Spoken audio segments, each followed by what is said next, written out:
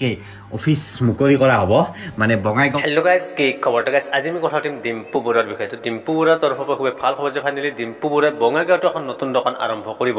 তো ইয়াৰ বিষয়ে ডিম্পু বৰুৱাই নিজে আপডেট দিছিলে, কি কৈছে সৰু ভিডিঅ' ক্লিপ আমি চাই লওঁ আহক।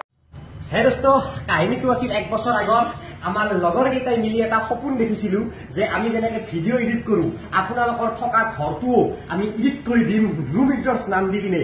এইটো খুলিছিলো কম দামত ৱালপেপাৰ হওক, বিভিন্ন ডিজাইন আনিছিলো, পিভিসি চিলিং হওক, কিবা হওক যে ঘৰখনৰ ৱালত খান উঠে কেনেকে পিভিসি দি পলিকাৰ্বনত দিব পাৰি।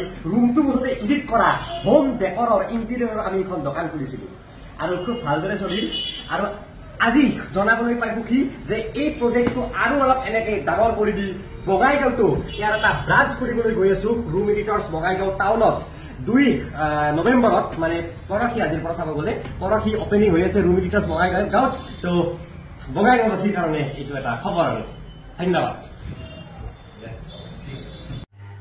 তো 2 তাৰিখ মানে পৰহি বঙাইগাঁৱত আমাৰ যি ৰুম এডিটৰ্ছ আছে সেই ৰুম এডিটৰ্ছৰ এটা সৰুকে অফিচ মুকলি কৰা হ'ব। মানে বঙাইগাঁৱতো ৰুম এডিটৰ্ছৰ কাম কৰা হ'ব। বঙাইগাঁৱত আপোনালোকে ৱালপেপাৰ মাৰে, পিভিসি মাৰে, পাকঘৰ বনাই, যি বনাই ৰুমটো যেনেকৈ বনাই দিব লাগে বঙাইগাঁৱত কাম আৰম্ভ হৈ যাব। তো 2 তাৰিখে তাৰ অপেনিং। তো আপোনালোকে আহিব, এড্ৰেছটো মই দি আছোঁ সিহঁত বঙাইগাঁৱত 2 তাৰিখে ৰাতিপুৱা এনে নৰ্মেল কিবা কৰি দিম, ভিডিঅ'ত দিম বাৰু।